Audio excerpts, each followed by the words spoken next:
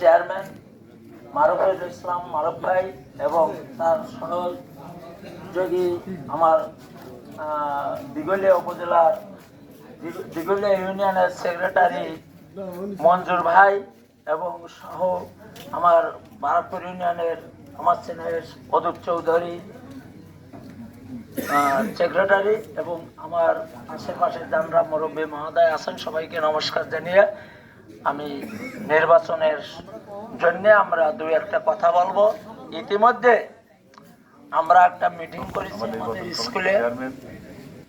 বিশিষ্ট ব্যবসায়ী জনাব শেখ মঞ্জুর হোসেন আমাদের মাঝে উপস্থিত আছেন। এই থেকে অনেক নেতৃবৃন্দ যারা আমার সহসঙ্গী হিসেবে আছেন, সকলকে এবং সকল পর্যায়ে মুরব্বীবৃন্দ, যুবক ভাই বন্ধুরা এবং প্রান্তীয় আমার এই নন্দপ্রতাপবাসী সকলকে আমার শুভেচ্ছা অভিনন্দন।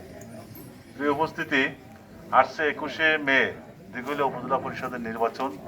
এই নির্বাচনে আমি প্রার্থী হয়েছি, আমার প্রতীক হচ্ছে আনারস। আমি গত বছরও প্রার্থী ছিলাম এবং আপনাদের আশীর্বাদে দোয়ায় আমি চেয়ারম্যান নির্বাচিত হয়েছিলাম। আমার প্রতীক গতবারও আনারস ছিল, এবারও আনারস আছে। কিন্তু গতবার এই অঞ্চল থেকে আমি খুবই সামান্য ভোট পাইছিলাম। সংখ্যা আমি বলবো না, বললে আমার নিজেরও খারাপ লাগে যে আরু বাবা এই অঞ্চলের মানুষ আসলে আমাকে চিনতো না, জানতো না। কিন্তু আমি এই 5টি বছর ভালোবাসা কম দিই। আমি যে উপজেলা পরিষদের একজন চেয়ারম্যান আছে, আমি প্রত্যেক মাসে 1-2 বার কিন্তু এই অঞ্চলে এসেছি, মানুষের খোঁজ খবর নিয়েছি, তাদের সাথে কুশল বিনিময় করেছি, যে মানুষ যাতে বুঝতে পারে উপজেলা পরিষদ আছে। কিন্তু ইতিপূর্বে তারা চেয়ারম্যান ছিল, শুধু নির্বাচন সময় আসলে মানুষ জানতো যে উপজেলা পরিষদের চেয়ারম্যান ভোট দিতে হয়, কিন্তু উপজেলা পরিষদ চেয়ারম্যানের কার্যক্রম কি তারা কিন্তু জানতো না। আমি দৃশ্যমান অনেক কাজ করেছি। আজকে যারা প্রার্থী হয়েছে অনেকেই চেয়ারম্যান ছিল, 3বার চেয়ারম্যান ছিল। তাদের কাছে জিজ্ঞাসা করবেন যে আপনার দৃশ্যমান কাজ বলতে কিছু আছে? আজকেরা আপনাদের যে ধর্মীয় অনুষ্ঠানগুলো, শারদীয় দুর্গা উৎসব থেকে শুরু করে নামযজ্ঞ, বিভিন্ন বিয়ে শাদী বা শ্রাদ্ধ, কবিগান, বিভিন্ন এই চড়ক মেলা টেলা শুরু করে আমি কখনো কোনো জায়গায় অ্যাবসেন্ট হয়েছি বলে আমার মনে পড়ে না। আপনার নিমন্ত্রণ দিলে প্রত্যেক জায়গায় কিন্তু আমি আসি, আপনাদের সহযোগিতা করি। আর ইতিপূর্বে যারা প্রার্থী হয়েছে, এই যে যিনি ছিলেন উনি এই 10 বছর বা যখন চেয়ারম্যান ছিলেন, কোনোদিন আপনাদের খোঁজ নিয়েছেন কিনা আপনারা ভালো জানেন, কোনদিন আপনাদের মাঝে এসেছে কিনা আপনারা ভালো জানেন। আজকেরা নির্বাচন 2 দিন আগে টাকা জমা দিয়ে আজকেরা প্রার্থী সেজে আপনাদের কাছে ভোট চাচ্ছে। আবার যদি নির্বাচিত হয়ে যায় ঘরে উঠে যাবে, আর ওই পাশে মারা রেখে কাটাশোনার বাইরে পার ওই ক্লাবে যাবে, এসে ওনার ডিউটি। কিন্তু দৃশ্যমান কোনো এলাকার উন্নয়ন কোনো কিছু করেন নাই। আমি চেয়ারম্যান নির্বাচিত হওয়ার পরে 1 বছর পরে কিন্তু 2 বছর করোনায় ভুগেছি, আপনারা সকলে জানেন। ইউক্রেন রাশিয়ার যুদ্ধ, এর ভিতর দিয়েও এই ইউনিয়নে কিন্তু অসংখ্য রাস্তাঘাটের উন্নয়ন করেছে। আমি তো কোনো স্লিপ দিতে পারি না, গমসার ডিলিট দিতে পারে ইউনিয়ন পয়সা, দাদারা পারে। আমার যদি 2টি স্লিপ দিতে তার কাছে চেয়ে নিতে হয়। কিন্তু আমি রাস্তাঘাটের ব্যাপক উন্নয়ন করি। আজকে যে রাস্তাটা পরে দাঁড়িয়ে রয়েছেন, এই রাস্তার সাল চামড়া ছিল না।